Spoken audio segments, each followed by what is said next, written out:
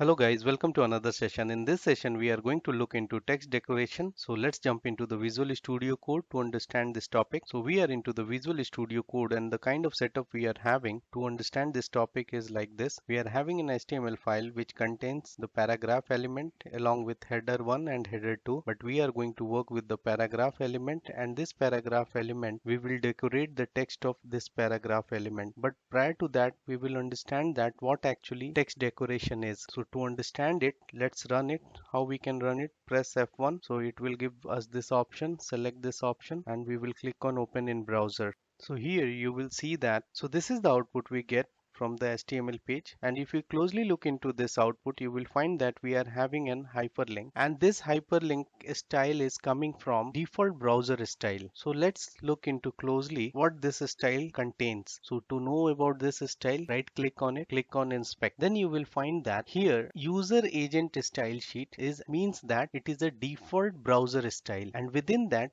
you will find here the text decoration properties, which is telling that it should be underlined. So whenever any anchor tag will come, on that time it should apply a underline underneath. So here you can understand that text decoration is one of the mechanism by which you can apply the underline overline properties to the text. So now let's jump into the Visual Studio Code, and we will write variety of CSS for text decoration, and we can see the effect of each text decoration. So let's write some CSS classes. So first we will apply the CSS classes for this author, and we want that this author should be under and over. So we will tell that class equal to under over. We will define this class, and along with that we want that this paragraph should be underlined. So we can tell that class equal to underline, and this paragraph should be overline. So we can tell that overline. This paragraph we want that it should be overline. So write it overline. Now define the classes. So these are the classes which we have associated with the paragraph.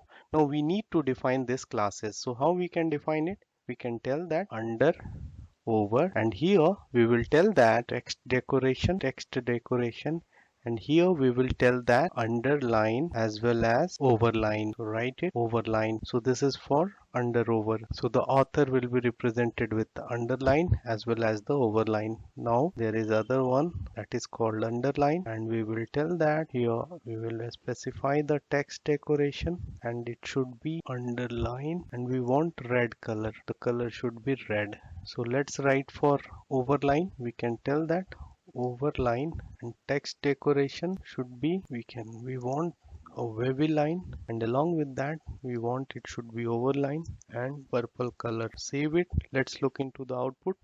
So let's go to the browser. So here you will find that wherever we have applied the class, it is representing like this. So here it has represented an underline as well as overline, and this we have told that we want an underline and that should be a red color, and here we told that we want overline and which is a wavy like pattern, and along with that we also mentioned that it should be purple color. So this way you can do the text decoration, and this is what I wanted to demonstrate you in this session. See you in the next session. Till then, bye bye, take care.